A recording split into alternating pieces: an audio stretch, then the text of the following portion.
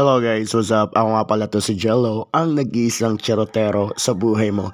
At kung makikita nyo nga dyan guys, ay naglalagay ako nitong orange exfoliating whitening gel. Ayun no, lakas makasosyal.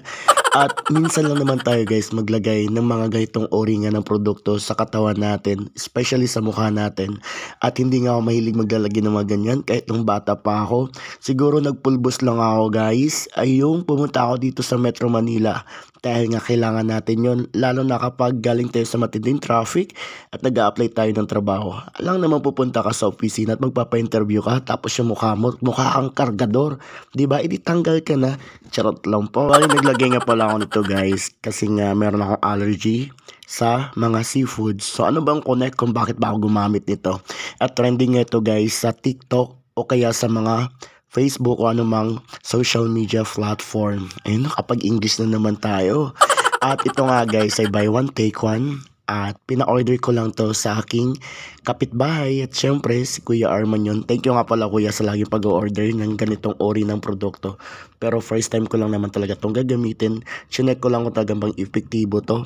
Kasi nga guys, yung aking likuran ay medyo maitim. At ayun nga guys, kapag nagkaroon ako ng allergy ay namumula yan ng sobra. At kapag naman nanunuyot siya at syempre magaling na, ayun, yun naman yung kulay niya, itim. Kaya kailangan natin siyang lagyan nito. At so yun nga guys, bago tayo gumamit ng ganitong uri ng produkto ay dapat binabasa natin kung paano ba siya natin gagamitin. At nabasa ko nga na meron itong moisturizing gel, citric acid, whitening formula, at syempre, yung paraan kung paano nga ito gagamitin. At sabi pa nga dito, magkakaroon doon ng 10K kapag epektibo. Charot lang po. At ayun nga guys, sabi nga dito, how to use at may mga steps na dapat sundin kung paano nga gagamitin itong product na to.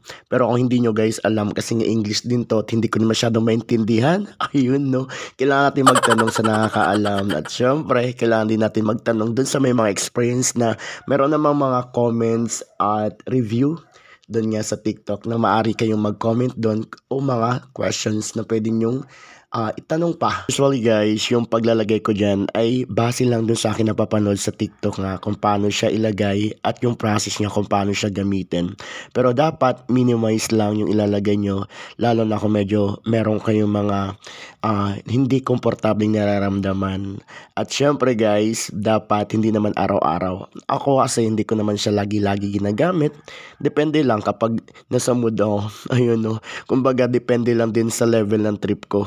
At minsan nga hindi ko rin naman talaga siya ginagamit. Siguro nakakalipas na yung 1 week, hindi pa rin. Kaya ayun, kukunti lang yung bawas. Minsan kasi guys, kapag hindi tama yung process na ating ginagawa, ayan, hindi siya naging effective.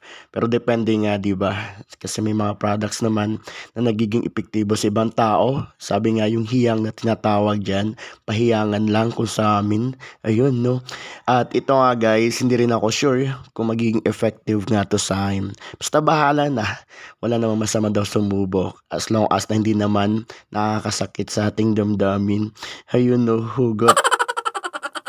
And ito nga guys, tuloy-tuloy tayo dyan sa pagmamassage ng ating leeg. At syempre na mukha natin para naman mabawasan yung kakapalan ng mukha ko. At syempre kung gusto nyo mabawasan yung kapal ng mukha nyo guys, gawin nyo rin to. Ayun no.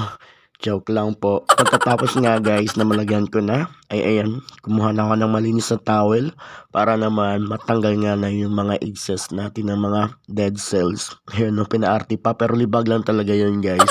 Para naman maging fresh nga tayo tingnan. At mas pinipili ko nga itong gamitin guys kasi pa naghilamos ako para alam mo yung lagkit ng sarili mo. So ito na nga guys, after nga 1 hour and 30 minutes na aking paglalagay nitong exfoliating gel, na ayun, parang medyo gumana naman yung aking pakiramdam at parang naging fresh yung aking mukha. Syempre, flex natin yan. At ito nga guys, ay tuloy-tuloy lang din ninyong gamitin kung gusto nyo, pero depende pa rin yan sa inyo. At malaking bagay din nga guys yung hindi kayo naiinitan. Kasi ako naman, yung aking trabaho ay panggabi.